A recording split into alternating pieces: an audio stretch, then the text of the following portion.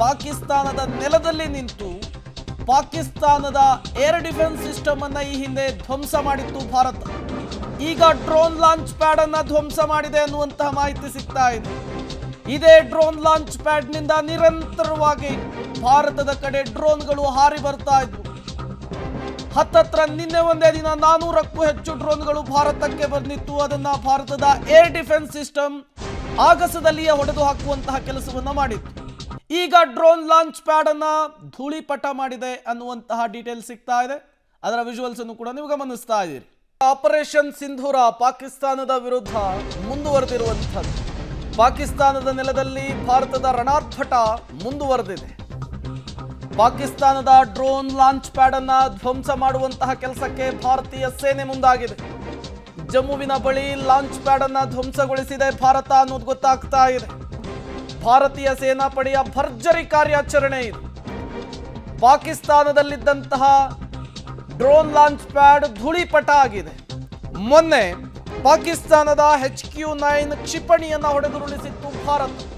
ಅದಾದ ನಂತರ drone pad ಅನ್ನ ಈಗ ಹೊಡೆದುರುಳಿಸುವಂತಹ ಕೆಲಸವನ್ನ ಭಾರತೀಯ ಸೇನೆ ಮಾಡಿದೆ. ಈ ಮೂಲಕ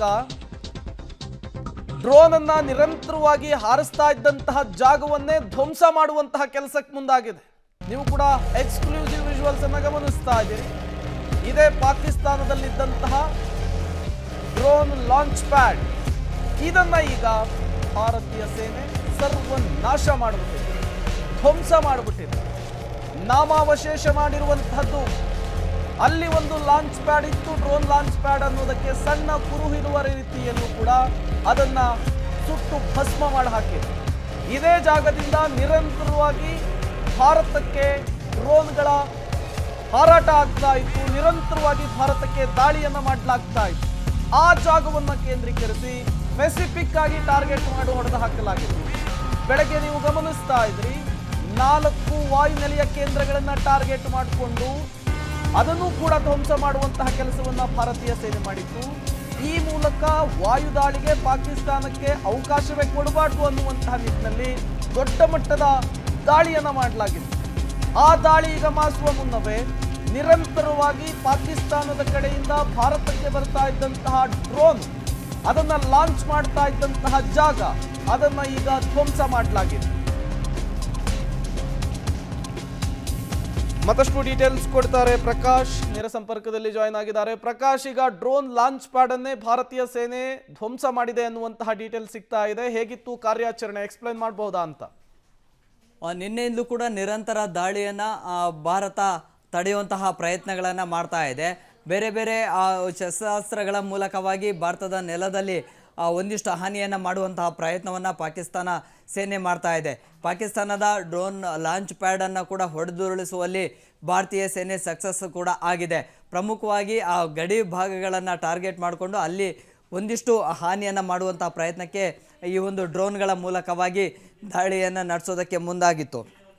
ಅದರ ಜೊತೆಗೆ ಒಂದಿಷ್ಟು ಅಬ್ದಾಲಿ ಮತ್ತು ಬ್ಯಾಲಿಸ್ಟಿಕ್ ಕ್ಷಿಪಣಿಗಳ ಮೂಲಕವಾಗಿಯೂ ಕೂಡ ಭಾರತದ ನೆಲದಲ್ಲಿ ಹಾನಿಯನ್ನು ಮಾಡೋದಕ್ಕೆ ಪಾಕಿಸ್ತಾನ ಸೇನೆ ನಿರಂತರವಾಗಿ ದಾಳಿಯನ್ನು ಶುರು ಮಾಡಿತ್ತು. ಆದರೆ ಅದನ್ನು ಕೂಡ ತಡೆಯುವಂತಹ ಪ್ರಯತ್ನವನ್ನು ಆಕಾಶ್ ಮಿಸೈಲ್ ಜೊತೆಗೆ ಭಾರತದ ಏರ್ ಡಿಫೆನ್ಸ್ ಸಿಸ್ಟಮ್ ಸೇರಿದಂತೆ ಬೇರೆ ಬೇರೆ ಒಂದಿಷ್ಟು ಭಾರತದ ಅತ್ಯಾಧುನಿಕ ಅಡ್ವಾನ್ಸ್ಡ್ ಟೆಕ್ನಾಲಜಿ ಹೊಂದಿರುವಂತಹ ರಕ್ಷಣಾ ಕವಚಗಳಿಂದ ಅದನ್ನು ತಡೆಯುವಂಥ ಪ್ರಯತ್ನಗಳು ಕೂಡ ಆಗ್ತಾ ಇದೆ.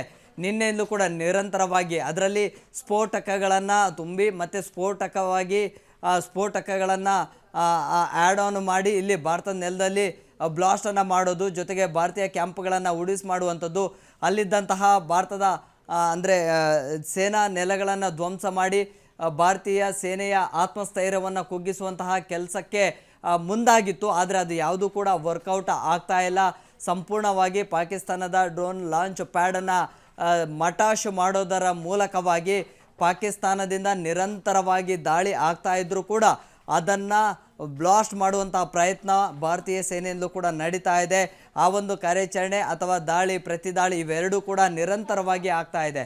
ಈವರೆಗೂ ಕೂಡ ಜಮ್ಮು ಕಾಶ್ಮೀರದ ಗಡಿ ಭಾಗದಲ್ಲಿ ಈ ಒಂದು ದಾಳಿಗಳು ಮುಂದುವರೆದಿದೆ, ತೀವ್ರಗೊಳ್ತಾ ಇದೆ. ಪ್ರೇಮ್, ಓಕೆ, ಹಾಗೆ ಸಂಪರ್ಕದಲ್ಲಿರಿ ಪ್ರಕಾಶ್. ಮತ್ತಷ್ಟು ಡೀಟೇಲ್ಸ್ ಅನ್ನು ನಿಮ್ಮಿಂದ ಪಡಿತಾ ಹೋಗ್ತೀನಿ. ಇದೇ ವಿಚಾರಕ್ಕೆ ಸಂಬಂಧಪಟ್ಟಂತೆ ಮತ್ತಷ್ಟು ಅಪ್ಡೇಟ್ಸ್ ಕೂಡ ಲಭ್ಯವಾಗ್ತಾ ಇದೆ. ಪಂಜಾಬ್ನ ಅಮೃತ್ಸರದ ಮೇಲೆ ಪಾಕ್ ಡ್ರೋನ್ ದಾಳಿ. ಮಾಲ್ಗನಿಕೋಟ್ ಗ್ರಾಮದ ಬಳಿ ಪಾಕ್ ಡ್ರೋನ್ನ ಅವಶೇಷಗಳು ಪತ್ತೆಯಾಗಿರುವಂತಹದ್ದು. ಪಾಕ್ ಡ್ರೋನ್ಗಳನ್ನು ಹೊಡೆದುರುಳಿಸಿದೆ ಏರ್ ಡಿಫೆನ್ಸ್ ಸಿಸ್ಟಮ್. ಪಂಜಾಬ್ನ ಅಮೃತ್ಸರದ ಮೇಲೆ ಪಾಕ್ ಡ್ರೋನ್ ದಾಳಿ ಮುಂದುವರೆದಂತಹ ಸಂದರ್ಭದಲ್ಲಿ ಅವುಗಳನ್ನು ಹೊಡೆದುರುಳಿಸುವಂತಹ ಕೆಲಸ ಆಗಿದೆ. ಅದರ ಅವಶೇಷಗಳು ಈಗ ಪತ್ತೆಯಾಗಿರುವಂಥದ್ದು. ನಿನ್ನೆ ಎಲ್ಲ ಅಟ್ಯಾಕ್ ಆದಂತಹ ಡ್ರೋನ್ಗಳು ಟರ್ಕಿ ಮೂಲದ್ದು ಅನ್ನುವಂತಹ ಮಾಹಿತಿಯನ್ನ ಭಾರತ ಸರ್ಕಾರ ಕೊಟ್ಟಿತ್ತು ಪ್ರೆಸ್ ಮೀಟ್ನ ಮೂಲಕ.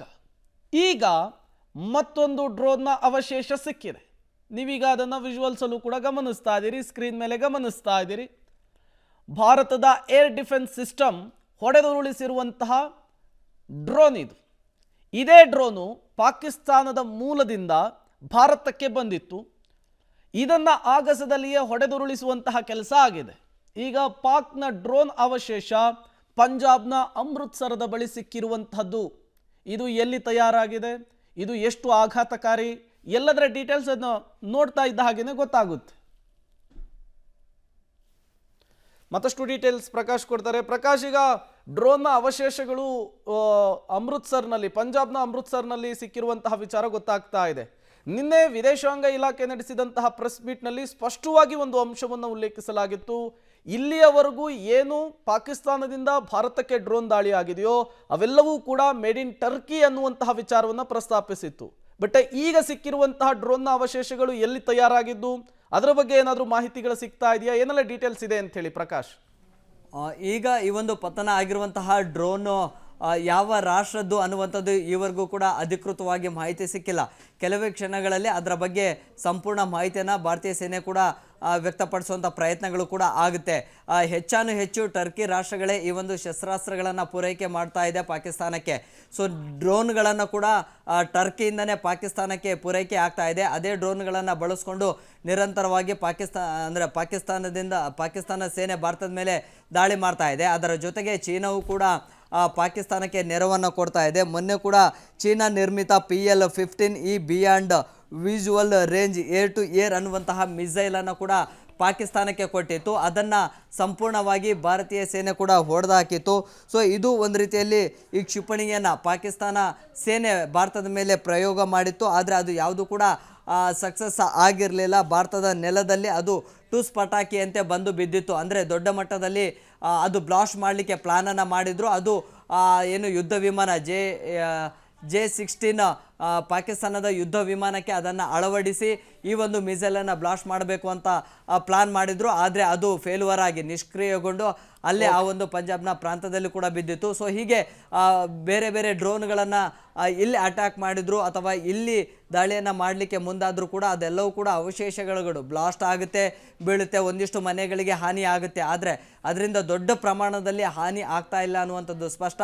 ಅದೆಲ್ಲವೂ ಕೂಡ ಟರ್ಕಿನೇ ಪೂರೈಕೆ ಮಾಡ್ತಾ ಇದೆ ಅನ್ನುವಂಥದ್ದು ಕೂಡ ಈ ಸದ್ಯದ ಮಾಹಿತಿ. ಪ್ರೇಮ್,